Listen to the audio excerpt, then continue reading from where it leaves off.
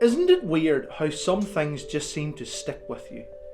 I heard this quote a few years back from a lady speaking at a conference. I don't recall ever writing it down, but it has stuck with me all this time.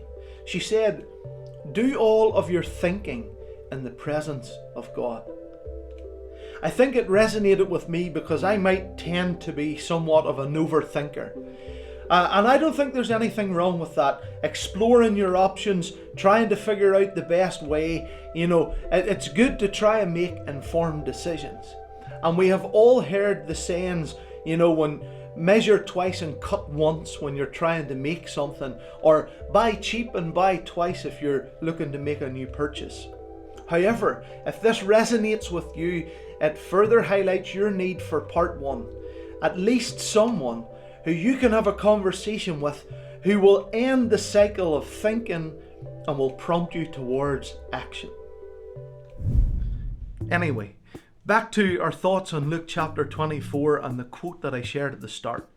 Here we have two people journeying along the Emmaus road, trying to process and figure out what has just been going on, when this stranger joins their conversation, and unbeknown to them, it was the risen Jesus himself. Here we have two people literally doing their thinking in the presence of God. We have talked about our need for conversation with our peers and our mentors, those who help us to process and to form our opinions that would inform our choices. But have you ever considered your need for a conversation with Jesus himself? If you're up for it, let me say this. Get ready for some questions. Jesus, the one who knows the end from the beginning, says to these people, "What are you talking about?"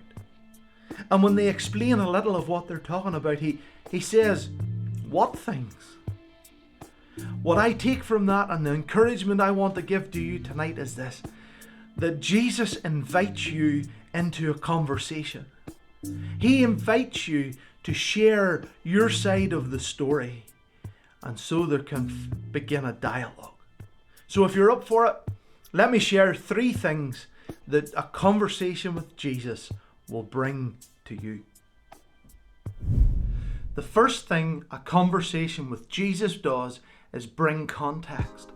There in verse 25, he brought to them all that the prophets had spoken. Jesus sets the events of the cross and the resurrection in the bigger picture that had already been spoken of by all of the prophets. He brought context. The second thing is clarity. It says there in verse 27 that he interpreted to them in all the scriptures. The things that were slightly unclear before were now crystal clear. Do you know those pictures you see that's got like two things in them, and people ask, which one do you see? And then once they point it out, you can't unsee it. Well, Jesus interpreted to them the scriptures, and they could see the clarity of all that had already been told to them. And the third thing is confirmation. It says there in verse 31 that they recognized him. The conversation that they'd been having the whole day, all this context and clarity that was coming, it was now confirmed when they recognized Jesus with their own eyes.